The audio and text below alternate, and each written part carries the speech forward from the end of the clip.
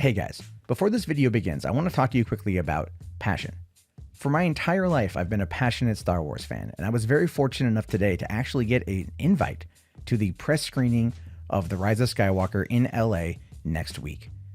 If you guys would like to help me get down there, in which case get a lot of on-the-ground coverage of the movie, then I would really appreciate it, and my PayPal link is in the video description. This is a once-in-a-lifetime experience that I just simply don't want to miss, so I thought I would ask you for help, and I really appreciate you taking the time to listen. Thank you. And may the Force be with you, always. Hey everyone, how's it going today? My name is Matt Jarbo. This is $3 Theater. And you know, when we think about Star Wars coming out here in just a couple days, it feels like, right? Less than a week and a half. We're 9 days away from the movie. It's wild to think that it's almost upon us. What's even wilder is that Disney is getting ready to push this movie for an absolute crapload of Oscar-nominated categories. And I was kind of surprised at the fact when this news broke yesterday by first coming out and saying that John Williams' score for The Rise of Skywalker was streaming online via Disney Studios' 4-award consideration website. And this is true. 51 minutes of audio was streaming online for a brief period of time until Disney caught wind of it and they actually pulled it down. And then anyone who was sharing it was getting copyright struck by Disney as a result of this.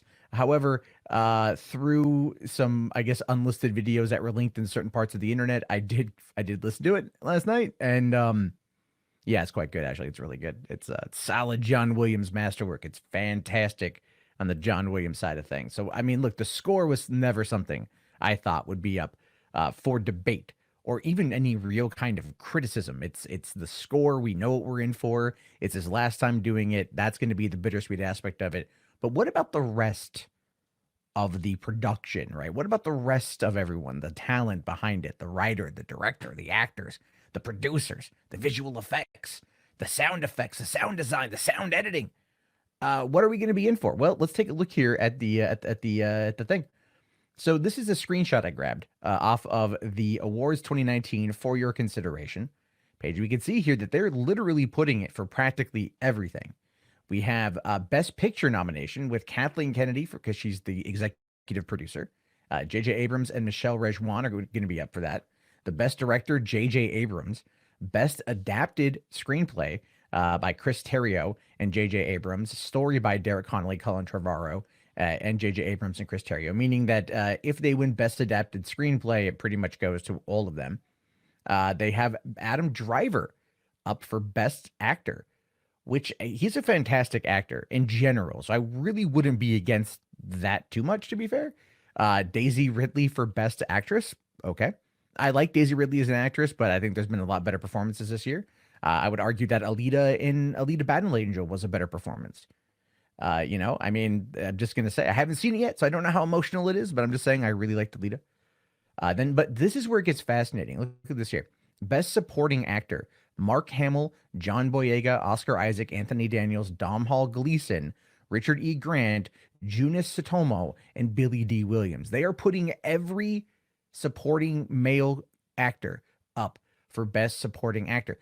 But Mark Hamill being on there, that is interesting to me. That's very interesting because Mark Hamill hasn't been in any of the marketing outside of really that one odd IMAX poster.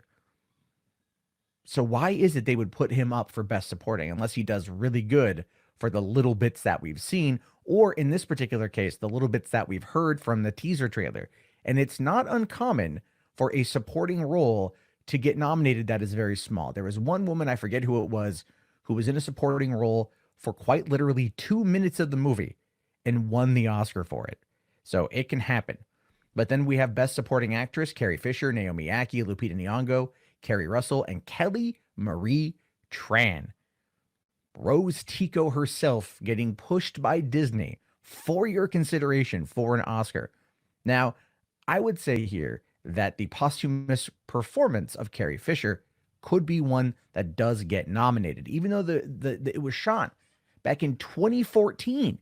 Even though it was shot back in 2014, it would make some sense in order to, like, they would, the nostalgia is going to play into this, right? Nostalgia is going to do its thing. Now you've got Best Cinematography by Dan Mindel. You've got best film editing. You've got best production design, which I think that would be quite interesting to see the production design. Best costume design. From what I've seen from the costumes, they look pretty good. Nowhere near as good as the prequels. I think the prequels had amazing costumes. Best makeup and hairstyling, best sound mixing, best sound editing, best visual effects, and best original score. Now, if I had to give it to anything, it's just predominantly going to be technical awards.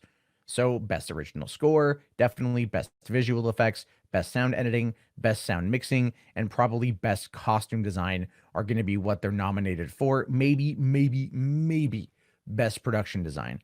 I haven't seen the movie yet, so I don't know how the acting is. But I do recall The Last Jedi when everyone was saying that Mark Hamill's performance was Oscar worthy, that it was the best thing Mark Hamill had ever done. And I actually really disagree with that. Not to say that he wasn't good, but the character, the representation of Luke Skywalker was so terrible that no matter what, it just kind of pollutes and destroys. That particular performance in my head just gets muddled as a result of that. So that's my personal take on it. But it's interesting that they're pushing this. And not only are they pushing this one, they're pushing Aladdin, they're pushing Toy Story 4, they're pushing The Lion King, they're pushing anything they that made a lot of money this year. Frozen 2, a lot of things are being pushed. But the fact that The Rise of Skywalker isn't out yet and they're already trying to make that awards push for it tells me that they really want to get one of those awards for acting. Even though I do think it's a bit of a long shot, right? They want the nomination, if anything. There's clout there. But because this is the end of Kathleen Kennedy's legacy, because this is the end of that in regards to Star Wars, because we know she's not coming back, I wouldn't be surprised if her and Iger and the marketing team put all the money in to trying to get this movie nominated for Best Picture. It wouldn't be beyond the pale for that to happen, to be fair. But these are just my thoughts. Let me know yours down in the comments below. Do you see anything on here that you think the movie could get remotely nominated for it, let alone a win? Let me know down in the comments. I'll talk to you all later. Have yourself a great day and peace out.